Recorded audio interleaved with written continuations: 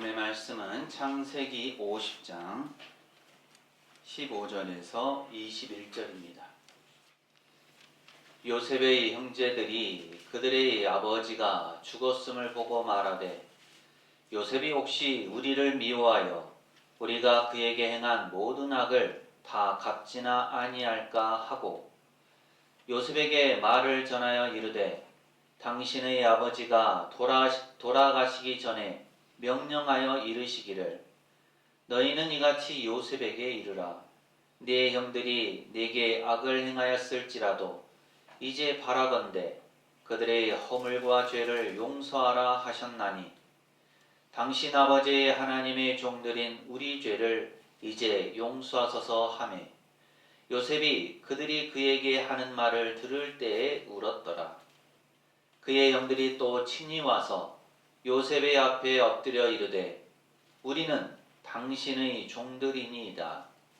요셉이 그들에게 이르되 두려워하지 마소서. 내가 하나님을 대신하리이까. 당신들은 나를 해하려 하였으나 하나님은 그것을 선으로 바꾸사 오늘과 같이 많은 백성의 생명을 구원하게 하시려 하셨나니 당신들은 두려워하지 마소서. 내가 당신들과 당신들의 자녀를 기르리이다 하고 그들을 간곡한 말로 위로하였더라. 아멘. 오늘도 예배 참여하신 모든 분에게 하나님의 은혜와 평강이 늘 함께 하시기를 바랍니다. 아멘. 인사 많이 하셨겠지만 우리 앞뒤 좌우에 계신 분들하고 다시 한번 인사하실까요? 새해 복 많이 받으세요. 새해 복 많이 받으세요. 한 번 더 하실까요? 용서하고 사랑하며 삽시다. 용서하고 사랑하며 삽시다. 네, 올해 우리 교회 표어가요. 옆에 보셔서 아시겠지만 용서, 사랑의 시작입니다. 이 표어는 우리 교회가 추구하는 방향성과 일치해요. 우리 교회가 추구하는 방향성 무엇입니까? 주보 제일 아래 보면 새성교회 위에 뭔가가 써 있습니다. 네, 생명과 사랑의 공동체이죠. 우리 교회 공동체가 이런 모습으로 드려져야 된다라는 그러한 방향성이에요. 생명과 사랑의 공동체이죠. 여기에서 생명은 예수 그리스도로 말미암아 우리에게 주어진 것이고요. 우리 안에 거하고 또 우리로 인해서 흘러 넘쳐 가는 거죠. 그래서 하나님의 구원의 역사를 이루게 되는 겁니다. 또 사랑은 하나님께서 우리에게 보여주신 거죠. 가장 귀한 십자가 사랑이 있습니다. 우리가 그 은혜, 그 사랑에 감격하며 살아가는 것이고요. 또 세상 속에서 그 주님의 사랑을 흘려내보내는 겁니다. 그래서 우리 교회가 생명과 사랑의 공동체로서 하나님께 드려지고 또 세상 가운데서 하나님의 뜻을 이루어가는 거예요. 근데 이러한 우리 교회의 방향성이 올해 주제, 우리 교단 총회의 주제이기도 한데요. 용서, 사랑의 시작입니다. 라는 이 표어와 맞닿아 있는 겁니다. 그래서 우리 교회가 더 아름다운 모습으로, 더 귀한 모습으로 생명의 공동체, 또 사랑의 공동체로서 올 한해도 하나님의 귀한 역사를 이루기를 바랍니다. 아멘. 또 그런 의미에서 오늘 이 표와 관련된 말씀을 구약의 말씀 가운데서 우리가 살펴보고요. 또 우리에게 적용할 내용들은 무엇인가 함께 확인해 보고자 합니다. 사람은 누구나 과거를 가지고 있습니다. 여러분이 가진 과거는 어떻습니까? 좋은 모습이 있습니까? 아름다운 모습만 있습니까? 아니죠. 좋은 과거도 있지만 감추고 싶은 과거도 있습니다. 흑역사라고 흔히 얘기를 하죠. 떠올리고 싶지 않은 후회와 수치, 그리고 누구에게도 말하지 못하는 죄의 기억도 있습니다. 신앙생활을 오래 했었어도 그때 그 일 때문에 여전히 하나님 앞에서 그리고 사람들 앞에서 자유롭지 못한 성도들도 있습니다. 오늘 본문 말씀에 등장하는 요셉의 형들이 바로 그런 사람들이에요. 20년이 훨씬 넘는 세월이 지났고요. 또 이미 요셉이 그들을 용서하고 받아주어서 함께 이집트에서 잘 살고 있음에도 불구하고 마음속 깊은 곳에서 언젠가는 우리가 대가를 치르겠지 하는 두려움이 사라지지 않습니다. 그 두려움이 아버지 야곱의 죽음을 계기로 해서 다시 한번 폭발하는 모습이 오늘 말씀의 내용이에요. 얼마나 많은 신앙인들이 겉으로는 하나님께 나와 예배하고 찬양하지만 속으로는 요셉의 형들처럼 두려워하며 사는지 모릅니다. 하나님께서 진짜로 나를 용서하셨을까? 언젠가는 하나님께서 진짜로 계산하지 않으실까? 언젠가는 이 죄 때문에 하나님께 벌을 받게 되지 않을까 하는 마음으로 사는 거예요. 오늘 말씀을 통해 우리는 형들의 모습에서 이미 용서하신 하나님 앞에서 여전히 떨고 있는 우리의 모습을 비춰보고요. 또 그런 형들을 용서한 요셉의 모습에서 하나님 아버지의 마음을 보고요. 그리고 용서받은 자로서 우리가 다른 사람을 용서하는 자리로까지 부르시는 그 하나님의 은혜의 삶을 살아갈 수 있게 되기를 바랍니다. 창세기 50장 15절은 이렇게 말씀해요. 함께 있습니다. 시작. 요셉의 형제들이 그들의 아버지가 죽었음을 보고 말하되 요셉이 혹시 우리를 미워하여 우리가 그에게 행한 모든 악을 다 갚지나 아니할까 하고. 아멘. 요셉의 형제들, 요셉의 형들이죠. 그들이 걱정과 근심에 쌓이게 되었습니다. 아버지가 살아 있을 때는 그나마 아버지 때문에 요셉이 우리를 참는 거야 라고 생각한 것 같아요. 그런데 아버지가 죽자 숨겨놓았던 죄책감과 두려움이 한꺼번에 몰려옵니다. 죄책감은 시간이 해결해 주지 않습니다. 세월이 흐른다고 해서 없어지는 것이 아니고요. 그냥 덮여 있을 뿐이죠. 어떤 사람은 벌써 10년, 20년이 지났는데 아직도 그때 일이 떠오른다라고 말합니다. 형들은 이미 요셉에게 잘 대접받았고 가족도 요셉의 보호를 받고 살고 있지만 마음은 여전히 과거에 묶여 있습니다. 언젠가 터질 것 같은 폭탄처럼 느껴지는 죄책감. 지금은 괜찮아 보이지만 하나님께서 언젠가는 심판하실 것 같은 그런 불안감. 이것이 요셉의 형들, 그리고 오늘을 사는 우리의 모습이기도 합니다. 이런 상황에서 형들은 요셉에게 직접 나아가지 못하고요. 대신 말을 전하죠. 당신의 아버지가 돌아가시기 전에 명령하여 이르시기를 너희는 이같이 요셉에게 이르라. 내 형들이 내게 악을 행하였을지라도 이제 바라건대 그들의 허물과 죄를 용서하라 하셨나니 라고 말하고 있습니다.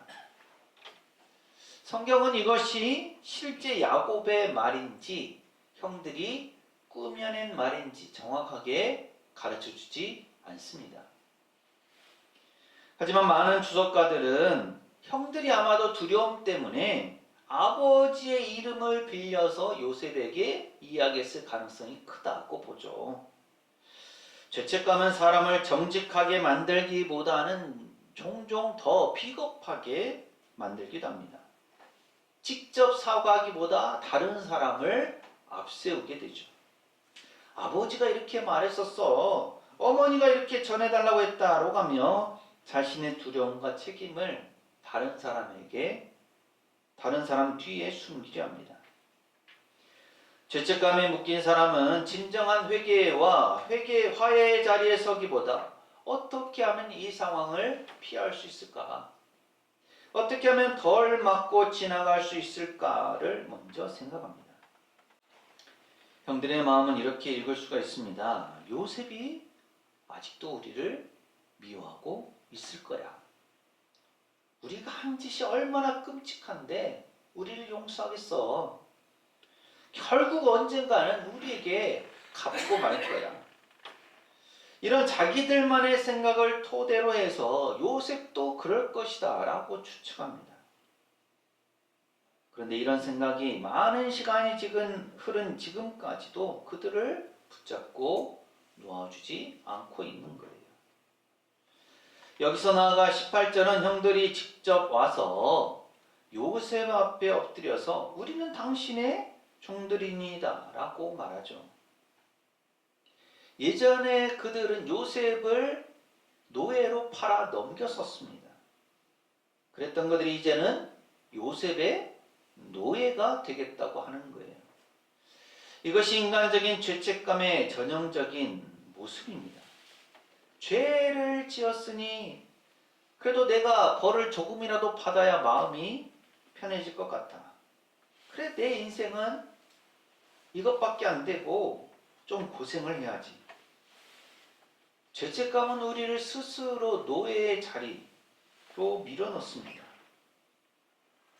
하나님께서 싫어하시는 것은 죄이지만 사탄이 좋아하는 것은 끝없는 자기 정죄이죠. 사탄은 계속 속삭입니다. 너 같은 게 무슨 하나님의 자녀야. 너는 평생 죄값을 느끼면서 살아야 해. 너는 자유를 누릴 자격이 없어. 형들이 말한 우리는 당신의 종들입니다 라는 이 고백은 겸손해 보이지만 실은 복음의 진리와는 거리가 멉니다. 하나님은 우리를 다시 종으로 부르지 않으시고 자녀로 삼아주시죠. 앞선 17절 끝부분을 보면 요셉이 그들이 그에게 하는 말을 들을 때 울었다고 기록하고 있습니다. 요셉이 왜 울었을까요? 형들의 말을 들었을 때 몇 가지 이유 때문이었죠. 첫째는 이미 용서했는데도 여전히 요셉을 믿지 못하는 형들이 안타까웠기 때문입니다. 요셉은 아주 오래전에 형들을 다 용서했을 뿐 아니라 그들을 위해서 곡식과 살 곳을 준비했습니다. 기근 가운데 가족을 살리고 최고의 땅을 주었고 아버지를 모셔오게 했습니다. 그런데도 형들은 혹시 아직도 미워할지 몰라. 이제 곧 우리에게 복수할 거야 라고 생각합니다. 요셉은 이미 형들을 용서했기 때문에 형들의 이런 모습이 안타까워서 눈물을 흘린 거예요. 또 둘째는 형들이 아직도 종의 자리에서 자신을 바라보기 때문입니다. 요셉은 형제 사이의 관계를 회복하고 싶어 했고 가족으로 품고 싶어 했습니다. 그런데 형들은 자신들을 당신의 종들이라고 하면서 낮추죠. 요셉이 형들과 원하는 관계는 어떤 관계였을까요?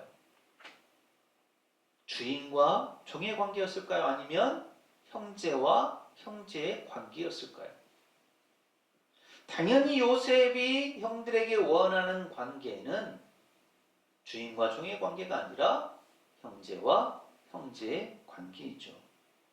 이미 용서한 사람은 상대가 자신을 늘 두려워하고 눈치 보고 종처럼 행동하는 것을 바라지 않습니다.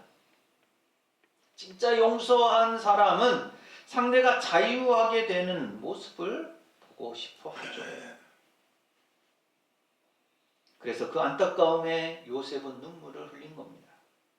셋째로 요셉은 형들의 두려움 속에서 하나님의 마음을 떠올렸을 겁니다.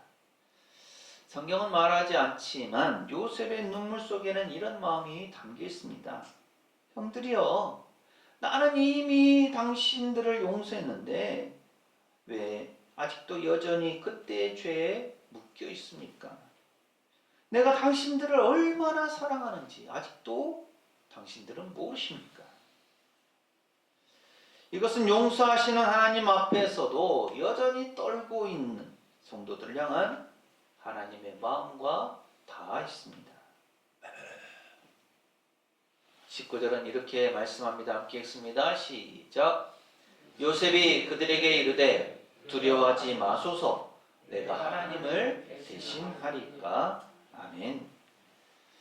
이러한 형들에 대한 요셉의 첫 번째 말은 두려워하지 마소서입니다. 이는 성경에서 하나님께서 두려워하는 이들에게 가장 자주 하시는 말씀이기도 하죠.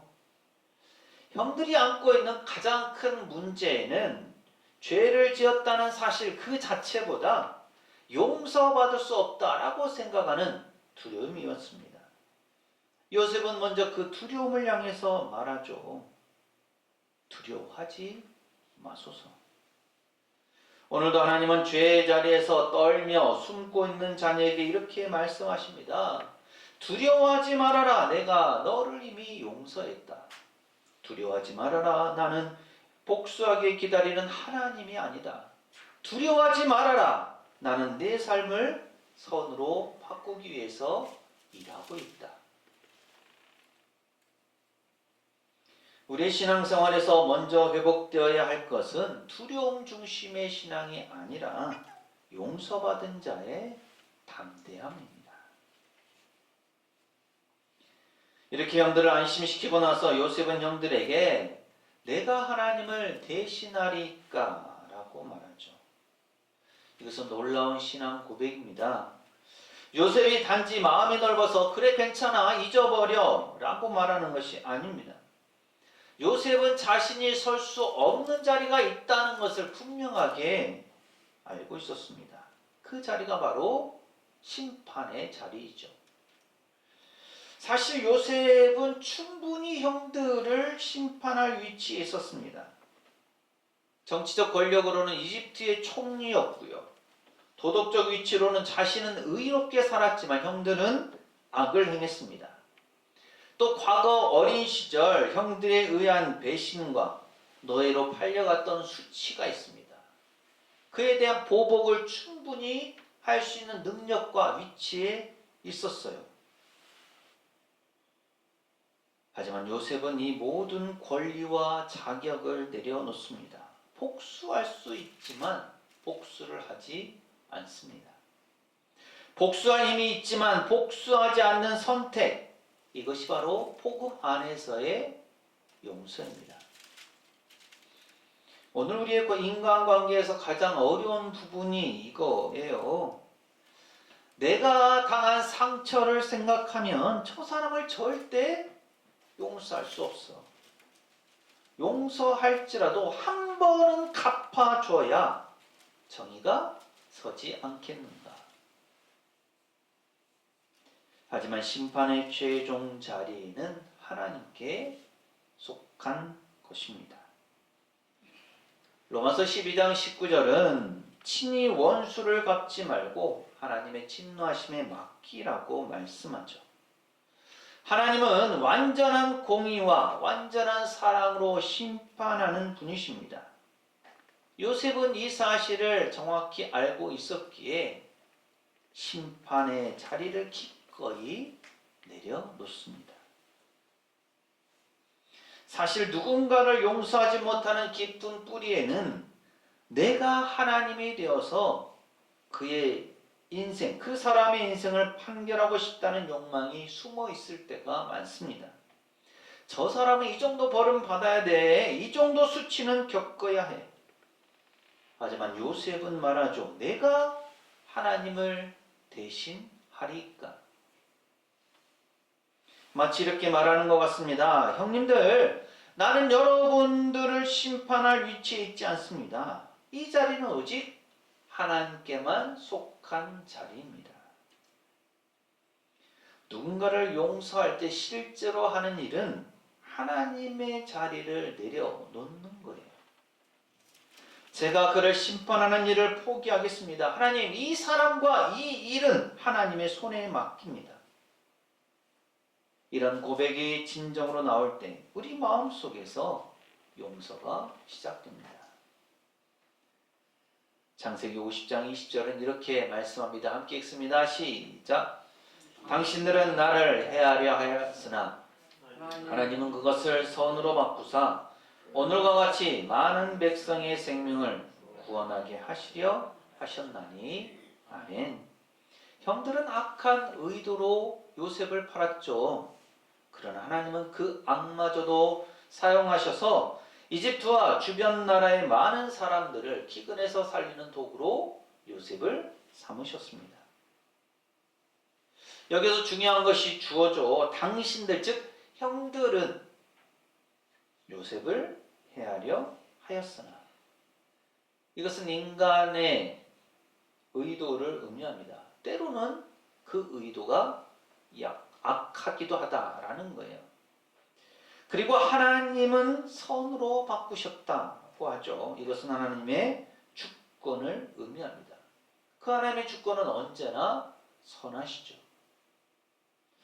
용서는 상처가 작아서가 아니라 상처 뒤에 일하시는 하나님의 손을 보았기 때문에 가능해지는 경우가 많습니다. 요셉은 자신의 인생을 이렇게 해석하는 거예요. 나는 버림받은 인생이 아니다.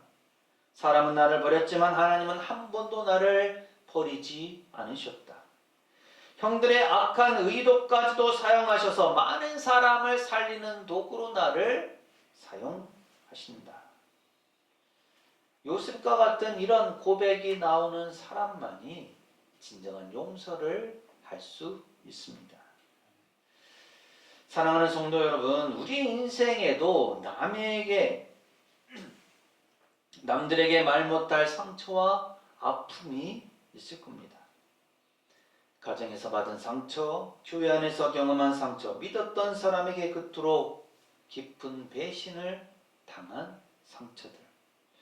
그때는 도저히 이해할 수도 없고 왜 나에게 이런 일이? 라고 묻지 않았습니까? 그런데 시간이 지나고 돌이켜보면 그 시간 속에서도 하나님께서 나를 버리지 않으셨고 오히려 그 경험을 통해서 누군가를 이해하게 하시고 또 위로하게 하시고 살리게 하셨음을 고백하는 순간들이 있습니다. 그 고백이 우리로 하여금 용서할 수 있는 용기를 가지게 합니다. 요셉의 인생은 단지 개인의 성공 스토리가 아니에요. 그것은 많은 사람의 생명을 살리기 위한 구속사의 한 퍼즐이었습니다. 오늘과 같이 많은 백성의 생명을 구원하게 하시려 하셨나니. 요셉은 이렇게 자신의 인생을, 고난을, 상처를 해석합니다.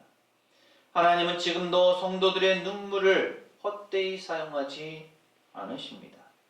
성도 한 사람 한 사람의 고난과 상처는 자신을 변화시키는 도구일 뿐만 아니라 다른 사람을 살리는 통로가 되기도 하고 공동체를 깨우고 세대를 살리는 씨앗이 되기도 합니다. 이 사실을 믿을 때 과거의 상처에만 매달리는 삶에서 벗어나 하나님 이 상처까지도 하나님의 선하신 뜻 안에서 써주십시오라는 기도를 하게 되죠. 이어서 21절에서 요셉은 다시 한번 말합니다. 당신들은 두려워하지 마소서. 내가 당신들과 당신들의 자녀를 기르리이다. 하면서 요셉이 그들을 강목한 말로 위로하였습니다. 요셉의 용서는 단지 그래 잊어버립시다 하는 말로 끝나지 않습니다. 형들의 현재와 미래를 책임지는 사랑으로 이어집니다. 형들뿐 아니라 형들의 자녀들까지 포함하죠. 이렇게 진정한 용서는 행동하는 사랑으로 나타납니다. 다시는 그 일을 들추지 않겠다는 결심과 앞으로 그 사람의 연약함을 덮어주고 돕고 세워주겠다라는 책임. 요셉은 난 괜찮아요, 다 잊었어요 라고 말하면서 속으로 거리를 두고 최소한의 관계만 유지하는 수준에서 멈추지 않습니다. 그는 형들과 형들의 자녀들까지 양육하는 자리까지 나아갑니다. 이 모습이 바로 하나님 아버지의 사랑과 닮아 있는 거죠. 하나님도 우리를 용서하시고 알았다, 다시는 그 죄를 묻지 않겠다라고 하시고 그냥 끝내지 않으십니다. 우리를 다시 자녀로 삼으시고 우리의 현재와 미래를 책임지시고 우리의 자녀 세대까지 인도하시며 우리의 삶을 먹이시고 입히시고 지키십니다. 십자가에서 죄를 용서하신 것으로 끝나는 것이 아니라 성령께서 우리 안에 거하시며 매일 동행하시고 우리를 자라게 하시고 결국 영광의 나라까지 인도하십니다.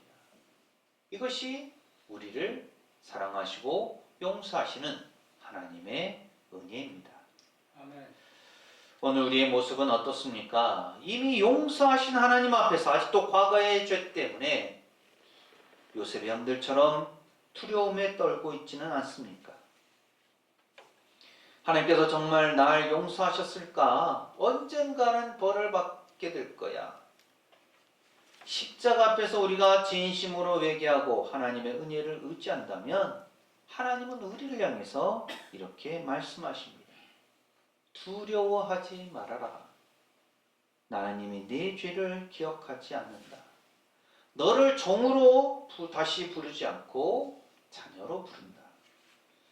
오늘 이 예배의 자리에서 여전히 붙들고 있는 죄책감의 사슬을 끊어달라고 하나님께 기도하시기 바랍니다. 아멘. 또한 우리의 마음 깊은 곳에 아직도 용서하지 못하는 사람이 있습니까? 부모님일 수도 있고 자녀일 수도 있고 배우자나 형제, 또 교회 안의 성도나 동료, 심지어 목회자일 수도 있습니다. 오늘 요셉처럼 고백하시기 바랍니다. 제가 하나님을 대신하겠습니까? 하나님 이 사람을 심판하는 일을 더 이상 제가 쥐고 있지 않겠습니다. 이 관계와 상처를 하나님의 손에 맡깁니다. 이 고백이 진심으로 나올 때 비로소 마음이 자유함을 경험하게 될 것입니다. 여기에서 더 나아가 요셉은 이렇게 고백하죠. 사람들은 나를 헤아려 하였으나 하나님은 그것을 선으로 바꾸사. 아직은 이해되지 않는 상처가 있을 수 있습니다. 왜 그때 그런 말을 내가 들어야 했는지, 왜 그런 일을 내가 겪어야 했는지, 왜 그 관계가 그렇게 깨져야만 했는지. 그럼에도 불구하고 요셉처럼 믿음으로 고백하시기 바랍니다. 하나님, 이 상처도 언젠가 누군가를 살리는 도구가 되게 하실 줄 믿습니다. 이 일도 결국은 하나님의 선하신 뜻 안에 있음을 믿습니다. 이런 믿음이 있을 때 우리는 상처의 자리에서 멈추지 않고 은혜의 자리, 간증의 자리, 사역의 자리로 나아갈 수 있습니다. 요셉처럼 용서하시는 하나님의 은혜를 덧입어서 용서하고 또 서로 사랑함으로써 복되게 살아가는 올 한 해 2026년 우리 모든 새성교우들의 삶이 되시기를 간절히 소망합니다. 기도합니다. 저희를 사랑하시고 용서하시는 하나님, 요셉이 형들을 용서한 모습 속에서 하나님 아버지의 마음을 봅니다. 혹시라도 저희가 요셉의 형들처럼 과거의 죄 때문에 이미 용서하신 하나님 앞에서 여전히 떨고 있지 않습니까? 두려워하지 말라고 말씀하시는 하나님의 음성을 듣게 하옵소서. 또한 심판자의 자리를 내려놓고 하나님의 손에 맡기게 하옵소서. 사람의 악함보다 하나님의 선하심이 더 크다는 사실을 믿으며 저희의 상처와 눈물까지도 많은 사람을 살리시는 도구로 사용하실 줄 믿습니다. 이미 용서받은 사람으로서 가정과 교회와 일터에서 그리고 관계 속에서 용서와 사랑을 흘려보내는 삶을 살게 하옵소서. 예수님 이름으로 기도합니다. 아멘. 하나님은 우리를 용서하시고 우리가 서로 용서하기를 원하십니다. 선하신 하나님의 역사를 믿으며 용서하고 사랑하며 사는 것이 우리의 복입니다. 사랑하는 새송교회 교회 여러분, 이 말씀을 가슴에 새기고 세상으로 나가십시오. 하나님께서 우리와 함께 하십니다. 지금은 우리 주님 예수 그리스도의 은혜와 용서하시는 하나님의 무한하신 사랑하심과 보혜사 성령님의 충만 교통하심이 용서하시는 하나님의 마음을 본받아 서로 용서하고 사랑하며 살기를 소망하는 세상교회 모든 교우들의 삶과 가정과 생업과 사역 위에 이 한 주간의 모든 생활 가운데 특별히 이번 주 생일을 맞는 이만호 장로님, 윤희경 집사님의 삶 가운데 그리고 오늘 예배에 참여한 모든 이들과 우리 교회 위에 영원토록 함께 하시기를 간절히 축원하옵나이다. 아멘.